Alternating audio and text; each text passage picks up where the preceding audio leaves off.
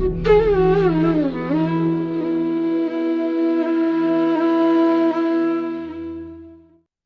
प्रश्न मेरे पास आया है,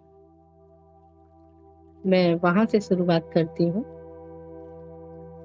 कि ज्ञान इतना सरल शब्दों में बताया जा रहा है और बहुत सारे साधक ऐसे हैं जो आकर भी, जुड़कर भी नहीं जुड़ पाए हैं। जो हमारे साथ ग्रुप में है वो बस एक नजर डालते हैं और फिर उनका कुछ विकास नहीं हो रहा। ये जो प्रश्न पूछा है, ये जिस साधक ने पूछा है, ये इसलिए पूछा है, उन्होंने एक दो साधक को और जोड़ा था और जब उन्होंने देखा कि उनका प्रगति नहीं हुई या विकास नहीं हुआ, तो उनका ये प्रश्न आया कि इतना सरल है, साधारण शब्दों में है और वो ग्रुप में भी है, लेकिन वैसे के वैसे ही हैं।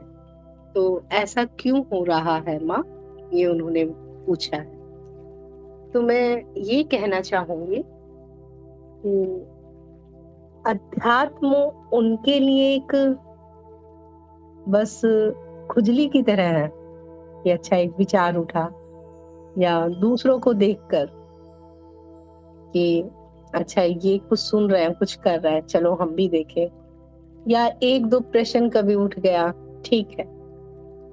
ये क्या है? ये है कि अभी अध्यात्म, मुक्ति या मैं कौन हूँ या ईश्वर क्या है, क्या ईश्वर है या नहीं है, ऐसे प्रश्नों का भी जन्म नहीं हुआ है। अर्थात अध्यात्म उनकी जो एक लिस्ट है उसमें सबसे ऊपर नहीं है, नीचे नीचे है। जो एक लिस्ट होती है हमारी, जो हम एक सूची बनाते हैं महत्वपूर्ण कार्यों की, उसमें अध्यात्म बहुत नीचे है अभी। इसीलिए क्योंकि जो महत्वपूर्ण है हमारे लिए, उसके लिए हम समय निकाल लेते हैं, समय भी निकाल लेते हैं और सब कुछ जो भी हमें एडजस्टमेंट करनी होती है वो कर लेते हैं। जैसे एक उदाहरण देते हैं, अगर हमें मार्केट गए हम और मार्केट में जाके अगर हमें कपड़े खरीदने हैं, तो आपका ध्यान सिर्फ कपड़े की दुकानों पे ही जाएगा। बाकी मार्केट में हजारों दुकान होंगी, हजारों चीजों के लिए दुकान होंगी, लेकिन ध्यान जाएगा क्योंकि कपड़े खरीदने हैं, कपड़ों की ही दुकान पे जाएगा। या अगर आप मार्केट गए हैं और भूख लग रही है आपको, तो आपको सिर्फ और सिर्फ जो ध्यान जाएगा आपका, वो खाने पीने की दुकानों पे ही जाएगा, फिर बाकी की बहुत सारी चीजें दिखाई भी नहीं देंगी। और कभी कभी तो ऐसा होता है कि मार्केट गए और जाके किसी दुकान पे नजर गई, अरे ये दुकान भी यहाँ थी, ये तो हमने आज तक देखी ही नहीं। तो क्यों नहीं देखी? क्योंकि जरूरत नहीं थी, तो कभी ध्यान भी उधर नहीं गया। इसी तरह से अध्यात्म भी है। अध्यात्म भी इतना महत्वपूर्ण उनके लिए नहीं है।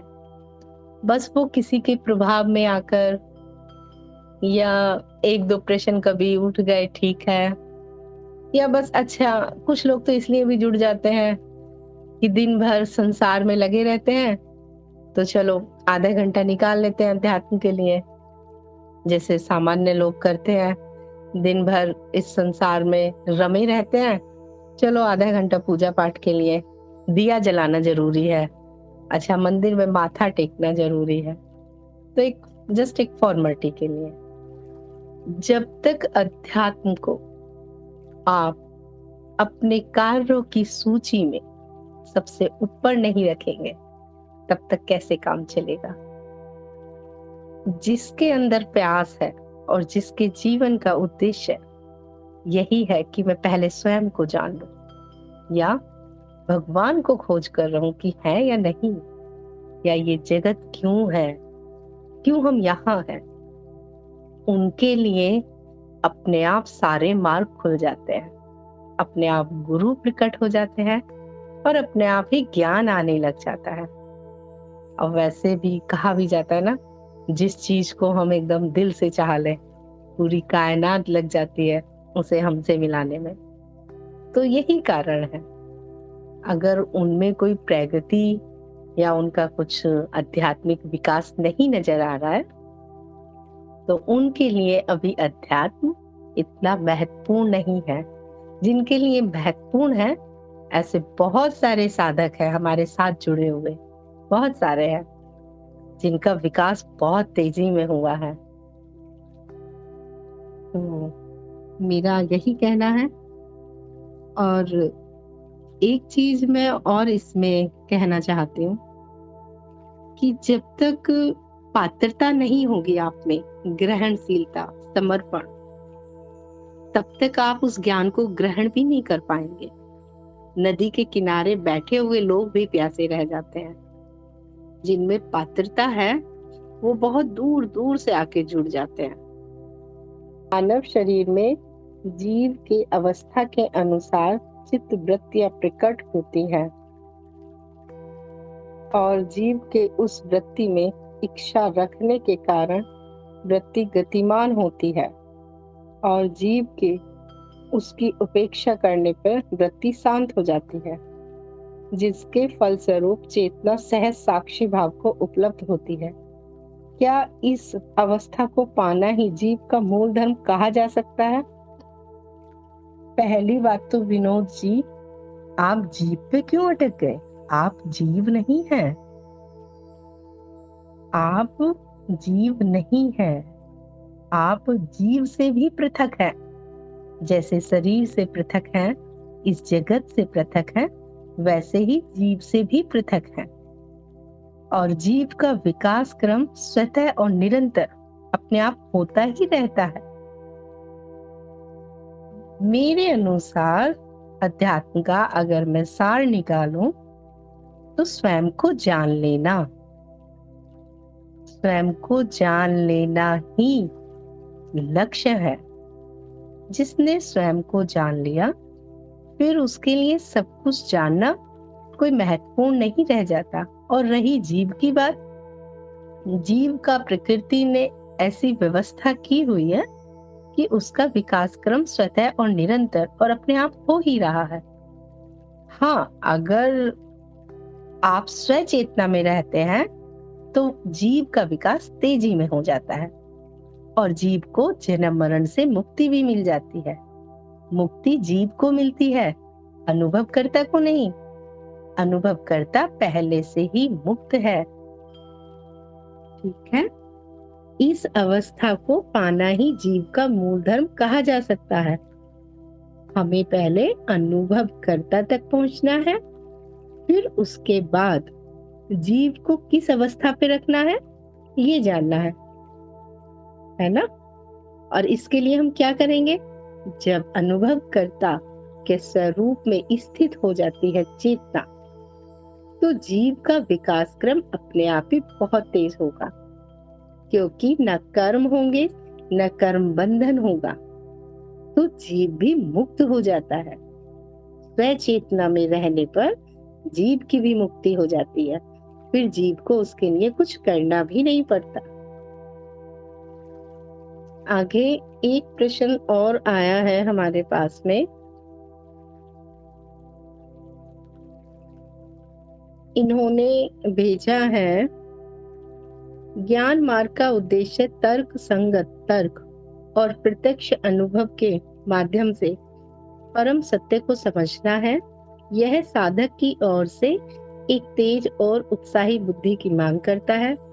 पूरी प्रक्रिया एक वैचारिक मॉडल के आधार से साकार होती है।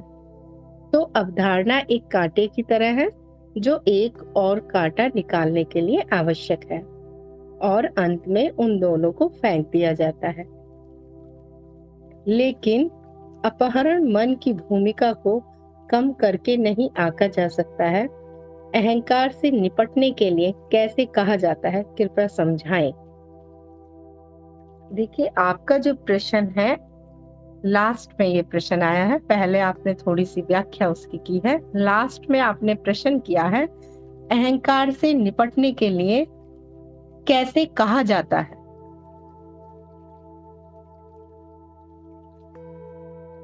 अहंकार से निपटने के लिए देखिए, इसको समझ लीजिए। जब भी ये कहा जाता है कि कर्ता भाव को छोड़ दीजिए या मन पे नियंत्रण कर लीजिए, जब भी इस तरह की बातें कही जा रही है तो इसका अर्थ ये नहीं है, या ये कहा जाए कि ये जगत लीला है या माया है या खेल है,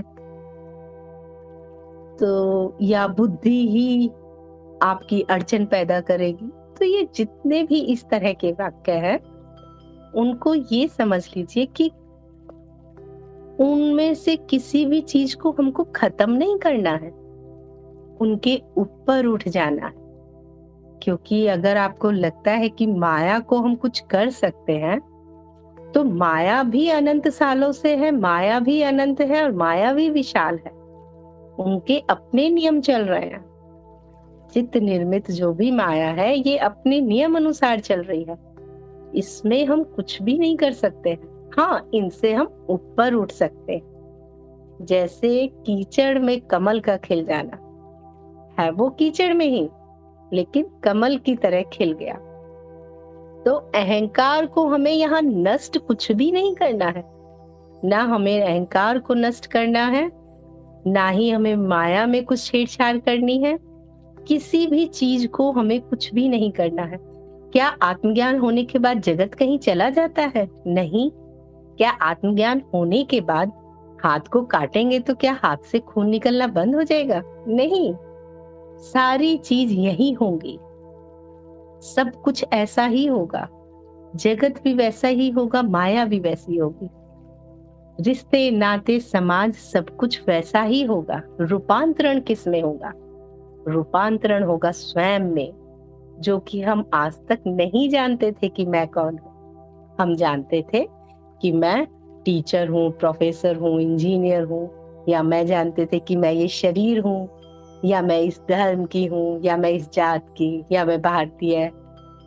ये जो मिथ्या जो मैं था, जो कि है ही नहीं कभी। मैं का उपयोग सिर्फ व्यवहारिक जीवन में इस उत्तर जीविता को चलाने के लिए, इस समाज में रहने के लिए एक चित्त निर्मित मैं को उत्पन्न किया जाता है। और जब हम स्वयं के स्वरूप को जान लेते हैं, तो हम इनसे ऊपर उठ जाते हैं। जैसे एक उदाहरण में दूसरा दूं आपको, शायद आपको और समझ में आ जाए।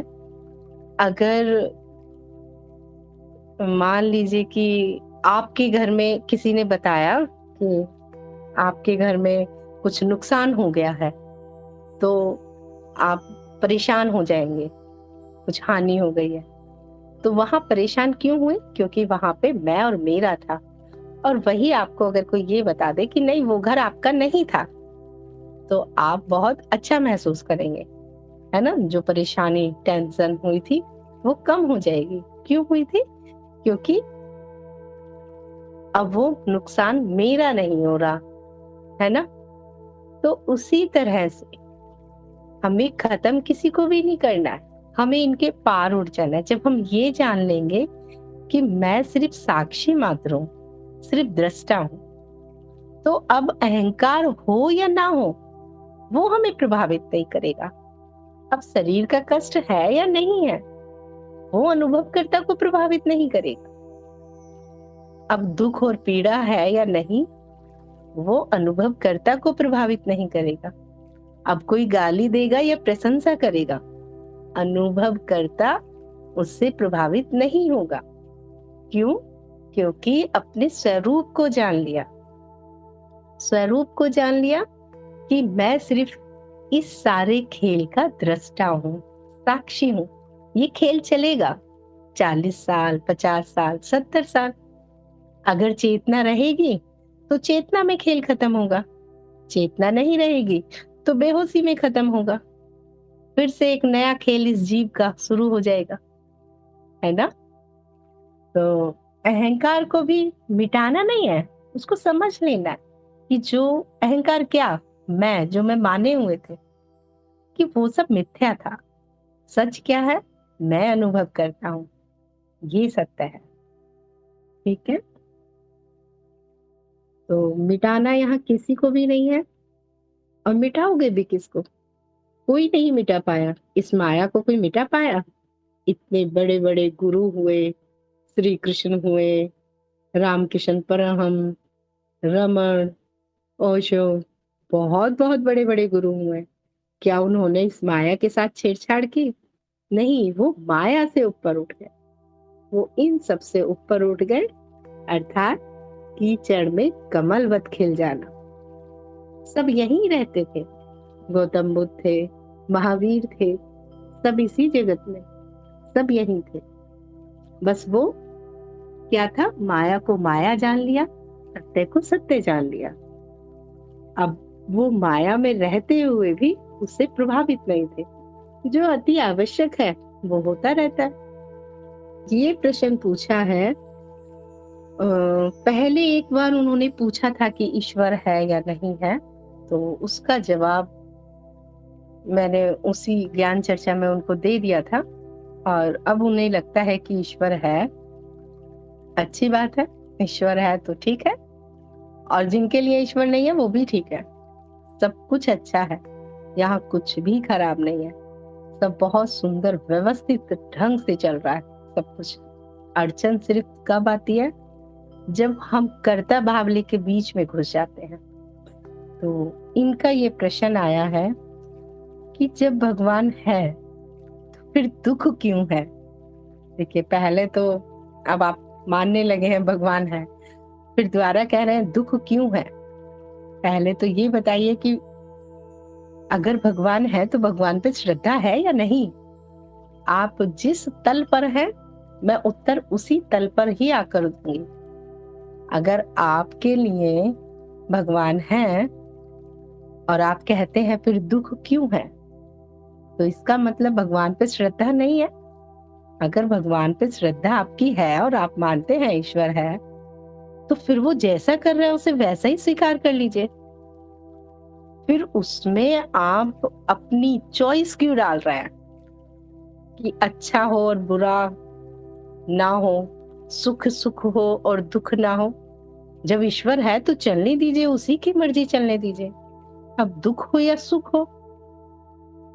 हाँ, अब इसको दूसरे नजरिए से देखते हैं।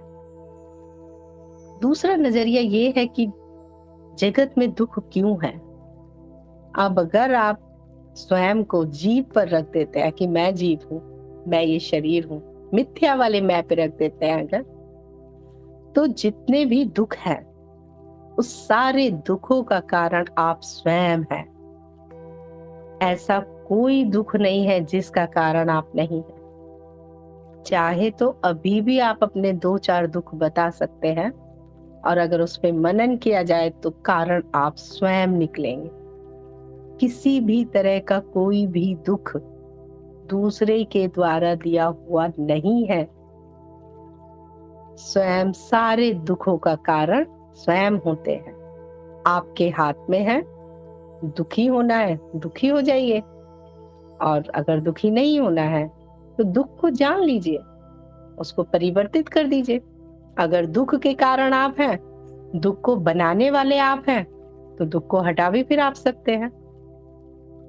अगर दुख के कारण आप हैं तो फिर दुख को जब आपने उत्पन्न कर लिया तो उस दुख को हटाने के भी कारण आप हैं। बस जैसे अपने दुख को बना लिया, ऐसे ही दुख को मिटाना शुरू कर दीजिए। और अब थोड़ा सा एक और दृष्टिकोण डाल लेते हैं कि दुख और सुख, ज्ञान मार्ग में दुख और सुख जैसा कुछ भी नहीं है। ये सब मानसिक है।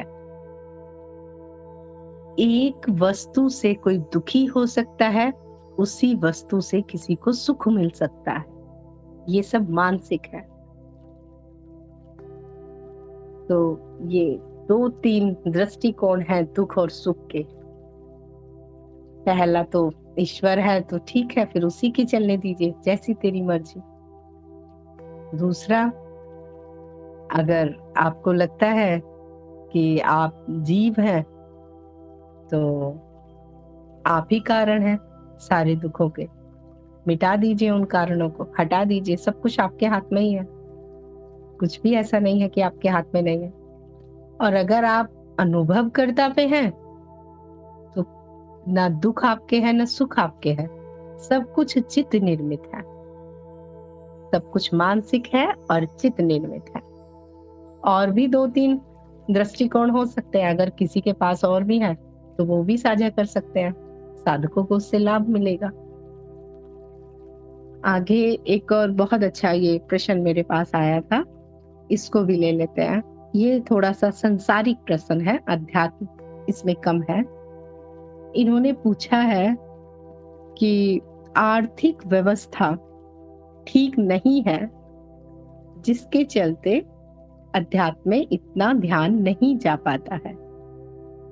तो संसारिक है लेकिन अध्यात्म से भी जुड़े हुए हैं।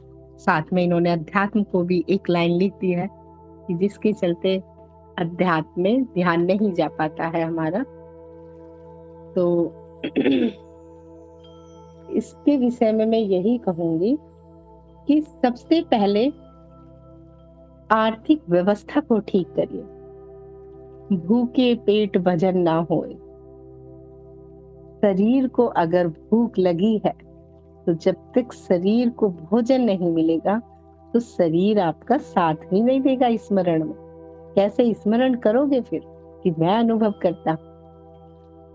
क्योंकि शरीर एक इतना सुंदर प्रकृति के द्वारा दिया हुआ उपहार है कि इसी के माध्यम से इसका इस्तेमाल करते हुए, प्रयोग करते हुए ये हमारी सहायता करता है सत्य तक पहुंचने में। तो शरीर का ध्यान रखना है, उसको भोजन चाहिए, सात्विक भोजन, उसके लिए धन की आवश्यकता है। तो बिल्कुल पहले आप अपनी आर्थिक स्थिति को ठीक करिए। अब आर्थिक स्थिति को कितना ठीक करना है वो सीमाएं आप बनाइए कि बस 2 रोटी और 2 कपड़ा, एक छोटा सा घर, इसी में अगर मैं संतुष्ट हूँ फिर अध्यात्म है तो ठीक है। या अब घर है तो एसी भी हो, कपड़े 2-4 ना हो, 5-10 हो जाए, खाना भी सादा दाल रोटी से काम नहीं चलेगा, मटर पनीर ही चाहिए, वो भी हो सकता है। या और भी कुछ। तो कहाँ पे आपको सीमा बनानी है अपनी अर्थव्यवस्था की, ये आप देख लीजिए। लेकिन इसका एक और मैं बोलना चाहूंगी, अगर आप अध्यात्म में जब आ जाते हैं और समर्पण कर देते हैं अपने गुरु पे या इष्ट पे या उस परम शक्ति पे, तो अर्थव्यवस्था अपने आप ठीक भी होने लगती है। लेकिन उसके लिए आपका समर्पण बहुत जरूरी है। प्रथम नंबर पर अध्यात्म होगा तो अध्यात्म में आने वाली अड़चने वो स्वयं गुरु क्षेत्र उसका समाधान खोज देता है। और अगर पहले आपको लगता है कि इतना भी श्रद्धा नहीं है गुरु क्षेत्र पर, तो कोई बात नहीं, आप अपने से भी अपनी अर्थव्यवस्था को ठीक कर सकते हैं। लेकिन सीमा जरूर बना के चलिएगा, क्योंकि जब माया में पैर रखते हैं तो वहां कोई सीमा नहीं होती, संतुष्टि नहीं होती। वहां एक रोटी से काम नहीं चलेगा, फिर धीरे धीरे इच्छाएं बढ़ती चली जाएंगी। तो प्रत्येक व्यक्ति को पहले अपना मूलाधार मजबूत कर लेना चाहिए। और जो बहुत ज्यादा जिज्ञासु हैं, जिन्हें कोई फर्क नहीं पड़ता है, तो उसके लिए तो फिर अपने आप गुरु क्षेत्र काम करता है। उनको क्या करना है क्या नहीं करना है ये फिर गुरु क्षेत्र की हेडक हो जाती है। फिर साधक की ये चिंता भी नहीं रहती कि कैसे अब हमारा काम चलेगा, खाना पीना रहना। और बहुत सारे तो ऐसे भी साधक देखे हैं, सब गुण संपन्न, गुण नहीं कह सकते, सब कुछ से संपन्न है, सुख सुविधाओं से, फिर भी नहीं अध्यात्म में आ रहा है, फिर भी लालच और हो जाए, अभी इतना बैंक बैलेंस है, थोड़ा सा और हो जाए, अभी तो उम्र भी नहीं है, अभी तो बच्चे छोटे हैं, अभी तो ये काम है, अभी तो शादी करनी है बच्चों की, अभी तो घर ठीक करना है, घर नया लेना है बड़ा सा। तो सीमाएं अगर नहीं बनाएंगे तो इसमें फंसते चले जाएंगे। संतुष्टि कितने में है आपको, वो आप खुद देखिए। कितने में आप संतुष्ट हो जाएंगे, उतना देखने के बाद फिर अध्यात्म में आ जाए।